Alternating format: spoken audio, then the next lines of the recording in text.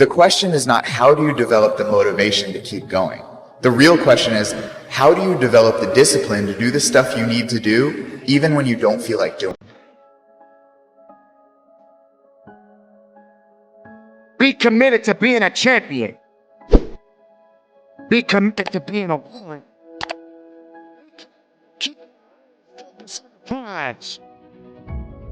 This is what you work for. You got to trust yourself. You got to believe in yourself.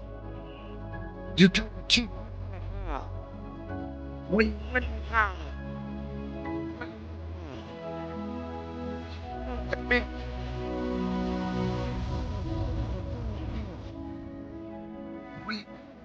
it's getting weak. They have to get that grit strong again. Don't put opportunity. Don't put in success. Don't put or being the best of yourself. You're blessed enough to make it to tomorrow. And you hear my voice today. If you're still breathing, you still have an opportunity to be achieving. Calling all reformers. I'm calling all innovators. I'm calling all game changers. I'm calling all world shakers. I'm calling all city shifters. I'm calling everybody that has an inkling of faith in themselves. I'm calling everybody. You will inherit the future.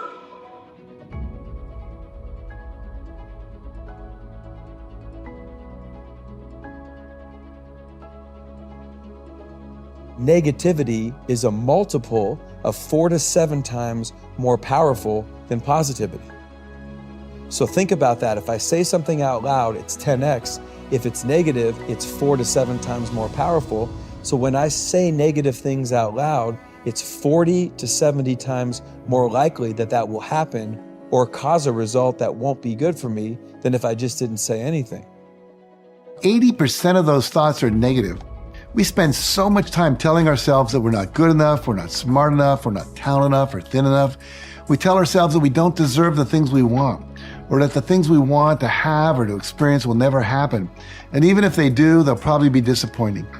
Our negative self-talk affects us in a very powerful way. If we think something is possible, we're more likely to make the effort to achieve it. If we think it's impossible, we won't even bother trying. If we think we're a good person who deserves to live a life we love, we will create that life. But if we think we're undeserving or not capable enough, we will sabotage our own efforts without even realizing it. If you have been trashing yourself for 10 years, you do have a cognitive dissonance. You don't even hear it anymore. Right. Because that negative, you're a piece of shit, you're not good enough, you screw everything up, first began as something you said. Then it became a belief. Your brain started to align with the belief and it starts to become your identity. I always screw things up. And I want you to hear me loud and clear. If you are on social media and you ever go to the Discover page on Instagram or on TikTok or on any platform, that social media platform has put together a mosaic of content that aligns with everything that you consume in your feed. That social media platform on the Discover page has assembled a world on social media that looks just like the stuff you're always looking at. Your brain works exactly the same way. One of the reasons why it is so important for you to identify how often you are trashing yourself or being pessimistic or you are being negative in your attitude and unkind to yourself is because as long as you think and speak that, the Discover page of your mind presents a world that matches to that negative dialogue. So that's why this is critical. I would like to leave you with a challenge, a 30-day challenge. I challenge you to live an inspired life. How do we do that?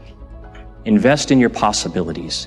Do what you can with what you have today. Neutralize the naysayers. Einstein is quoted, and I'll paraphrase, as saying, negativity can find a problem with every solution. How about we say positivity can find a solution for every problem? Surround yourself with inspiration. The books you read, the people you surround yourself with, the music you listen to, because that will give you inspiration. Put your yes in motion. Start everything with you expect success. No matter what you're doing, you could be doing more. Remember that. It's 24 hours in a day. You got to use as many of those hours to prepare stability for yourself as you can. I said it online, I got in a lot of trouble. If you sleep 8 hours, you're not ever going to be rich. If you have any dreams of being rich, you cannot sleep 8 hours a day. It's only 24 hours in a day. If you sleep 8 hours, that's a third of your life. How can you cannot be asleep a third of your life and become successful. You can't. People got mad at me. They're talking about Steve Harvey prefers wealth over health. No, change is inevitable. So here's what's going to happen. No matter what's going on in your life, it's not permanent. Everything is going to change. I mean, look, in show business, that's all the time. You could come to work one day and they just say the show is canceled. What can you do? So what I've done is I've produced so much content. I got radio, I write books, I write movies, I do TV shows, I host TV shows. I got a game show, I do a Facebook watch show. I do so many. So when they come and they cancel something, I don't really give a damn. Because I got 8 more jobs. You know what I mean? I've just managed to stack. And then I'm always prepared. I prepare for what's coming. See, sometimes we can't say, I can do that. But what we can say, that it's possible that I can have my dream as we run toward it, as we work on it day in and day out. No one, ladies and gentlemen, could have convinced me when I started out just over 6 years ago, working on my dream. And I want you to think about whatever your dream is, because I was willing to take a chance. And most people won't do that. Most of the people that you talk to try and bring them into the business, these are not risk takers. Most people have done all that they're ever going to do. They raise a family, they earn a living, and then they die. But people who are running toward their dreams, life has a special kind of meaning. And here's what I will share with you, that in the process of working on your dreams, you are going to incur a lot of disappointment, a lot of failure, a lot of pain, a lot of setbacks, a lot of defeats. But in the process of doing that, you will discover some things about yourself that you don't know right now. What you will realize is that you have greatness within you. What you'll realize is that you're more powerful than you can ever begin to imagine. What you will realize is that you're greater than your circumstances, that you don't have to go through life being a victim. Your dream is possible.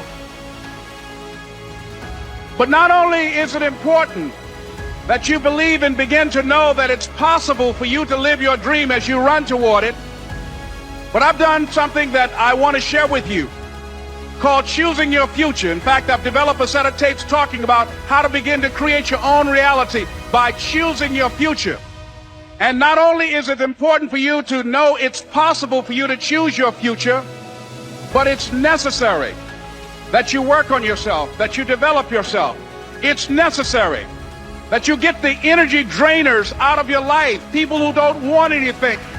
It's necessary to know that everybody won't see it, that everybody won't join you, that everybody won't have the vision.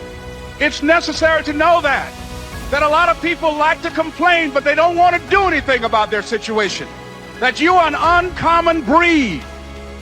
You know, you have to know within yourself that I can do this. Even if no one else sees it for me, I must see it for myself. That's necessary.